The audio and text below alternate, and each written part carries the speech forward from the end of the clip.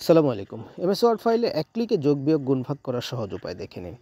তো তার জন্য কি করবেন, দেখুন আমি আপনাদের দেখাচ্ছি। এখানে যদি আপনি সিলেক্ট করে উপরের ক্যালকুলেট অপশনটিতে ক্লিক করেন তাহলে দেখবেন আপনি যোগফলটি দেখাচ্ছে। তারপরে এবার বিয়োগটিকে সিলেক্ট করুন। দেখুন ওই যে আমি নিজে দেখুন মাউসের কার্সর দিয়ে দেখাচ্ছি, বিয়োগফলও দেখাচ্ছে। গুণনের বেলাও তাই, ভাগের বেলাও তাই। তো এই কাজটি আপনি কিভাবে করবেন? এই কাজটি করার জন্য খুব সহজ একটি উপায় রয়েছে। দেখুন উপরের একটি পয়েন্টার রয়েছে, সেই পয়েন্টে আপনি ক্লিক করবেন। ক্লিক করার পর মোর কমান্ড অপশনে চলে যাবেন। দেখুন আমি দেখাচ্ছি মোর কমান্ড অপশনে যাওয়ার পরে এখানে দেখুন পপুলার কমান্ড নামে একটি অপশন আছে, এখানে অল কমান্ড সিলেক্ট করবেন।